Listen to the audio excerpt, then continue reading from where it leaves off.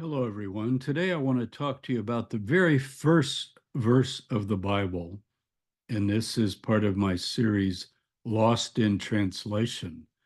So, could I be possibly saying that the very first verse of the Bible is generally mistranslated and then accordingly misunderstood and further misinterpreted? Well, I think so. You ask anybody who knows anything about the Bible, Genesis 1:1, they might be able to quote it. Next to John 3:16 for Christians, for God so loved the world and so forth. Genesis 1:1 surely has to be the best known verse of the Old Testament or the Hebrew Bible. In the beginning, God created the heavens and the earth. Yes, I think that's a mistranslation. And it, in fact, leads to an enormous and important misunderstanding of what Genesis is all about, and even what the Bible is all about, because it's not about the creation of the world, meaning the universe. Most people reading Genesis 1:1 would read it as, in the beginning, there was nothing but God, and God then brought forth into existence the creation, expressed in this verse as the heavens and the earth. Admittedly, it's a very anthropocentric view of the earth being the center, but we would expect that from ancient documents. You could just say, well, the earth is the focal point of human beings. Therefore, you get Genesis 1:1. But actually, Genesis 1:1 is not about something from nothing or God existing in the beginning and all the questions of philosophy and physics and astronomy regarding why is there something other than nothing and can something come from nothing. These discussions are deep, profound, and well known in scientific circles, and I think they're commonly discussed among people on the street, so to speak. In the beginning, what was before God? Was there nothing? Was there something? If there's something, then it can't be God because nothing could be before God, and so forth. So back to Genesis 1:1. Here's my Bible. This is the standard, revised standard version I've used for years. Open it up. In the beginning, God created the heavens and the earth. And then we start the creation. So let me share my screen. And I think we're going to see something very different and quite enlightening in terms of this point. Lost in translation. Why Genesis 1 is not about the creation of the world. When I say the creation of the world, I'm using it the way I think most people use it when they talk about Genesis 1. In the beginning was God, and then everything else was brought forth. It's a kind of philosophical, theological, ontological statement, when actually it's not in the original Hebrew. But let's go back to the problem. Here's my Revised Standard Version that I just held up. In the beginning, God created the heavens and the earth. The earth was without form and void, and darkness was upon the face of the deep. And the Spirit of God was moving over the face of the waters. And God said, let there be light, and there was light. So that's the Revised Standard Version from, I think, the 1950s when the Hebrew Bible was done. And that goes back basically word for word to the venerable King James Version of the Bible, 1611 AD CE translated. Notice, in the beginning, God created the heavens and the earth. Earth is without form and void. Darkness was on the face of the deep. The Spirit of God moved on the face of the waters, and God said, let there be light, and there was light. King James Version. Very, very standard. American Standard, 1901, same thing. ESV, NIV, all the modern translations, all the evangelical translations. In the beginning, God created the heavens and the earth. So notice that's pretty much standard fare all the way back to the King James, right up into our own time, especially in Christian translations. Now, there's a reason that people don't change this. It's like changing John 3:16. You can vary words and come up with other ways of saying anything in English. English is such a versatile language. But look how exact these are to one another, because this is the first verse of the Bible. And if you want to have a new translation, you don't want your translation to be in contrast to all the others that people practically know by heart, especially this first verse. And then you come to the 1980s, and the Jewish Publication Society put out a new version of their Hebrew Bible, the Holy Scriptures, it's called, the Tanakh. And they had the courage to reflect something that has been discussed in Jewish circles going all the way back to the time of Rashi, which was in the 1000s or the 11th century CE, when he suggested that it should be translated as a temporal phrase. So what do we have?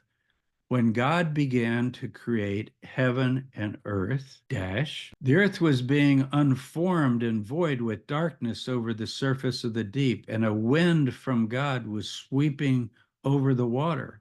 And God said, "Let there be light," and there was light. Now, let's talk about the differences. The Hebrew word bereshit, perhaps you've heard people pronounce that. It's the name of the book of Genesis in the Hebrew Bible. Bereshit, in the beginning. But it's actually not in the beginning God created the heavens and the earth, period. But it's a temporal phrase. It's in the construct case, as it's called, Bereshit, which means something along the lines of at the beginning, or literally at the first, because Berosh, Rosh means head or first, like the head.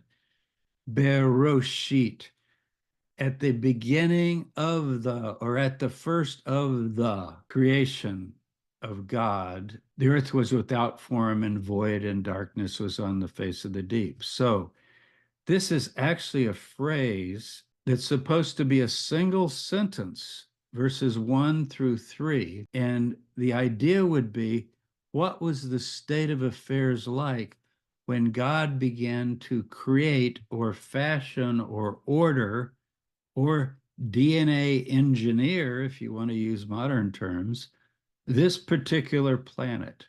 So the focus is on this particular planet, not the rest of the universe. And it's not about the beginning of the planet, but it's about the beginning of the design, when God began to bring forth or create the heavens and the earth in the form that they were.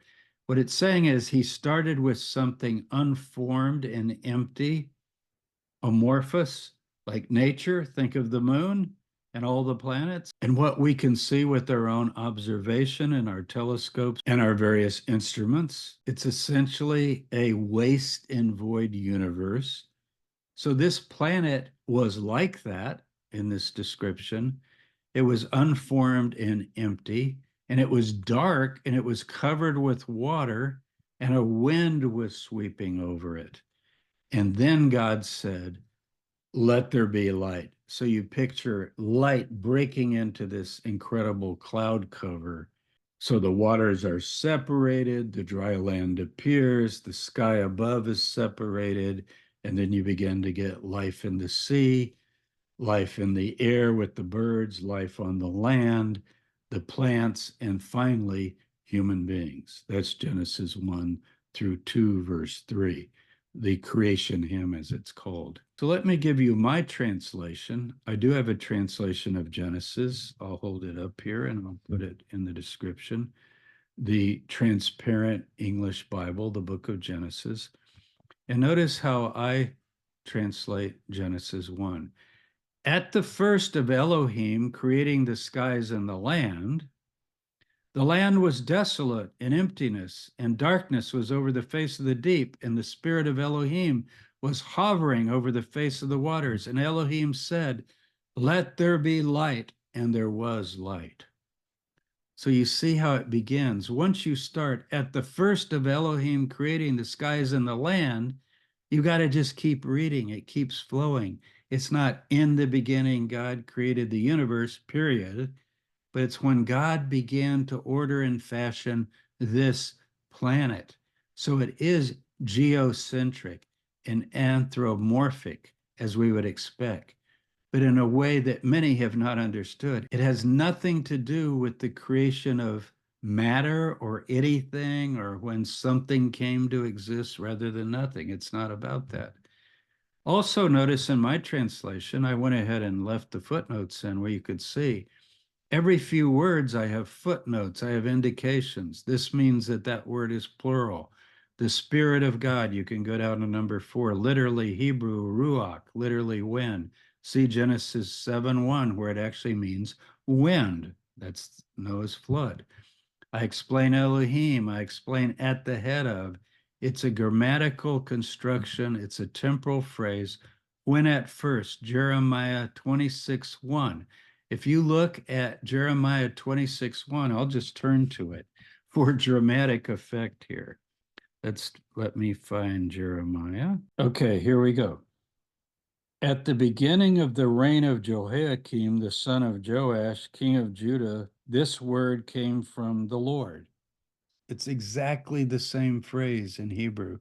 At the beginning of the reign of Jehoiakim, king of Judah, and so forth, something happened. Here, at the beginning of Elohim creating the skies and the land, something began to unfold. Here's how it was, and then it begins to unfold. So there you have a transparent English version of Genesis 1:1, rescuing it from it being lost in translation. And I think it makes a big difference. So I hope you've benefited from this. If you want to get my whole translation, I'll put the link in the description, but it's easy to remember right here. jamestabor.com/taborgenesis, and that'll get you to the Amazon page. So take care, everyone. I've got a lot more for you. I'm going to try to do these pretty often because they're easy to cover and they're short and they're to the point. And there are literally hundreds of them. I'm not promising to do 100, but I'll certainly give you the top 50 or so. And I think we're only on number 3. So let's keep it going. See you next time.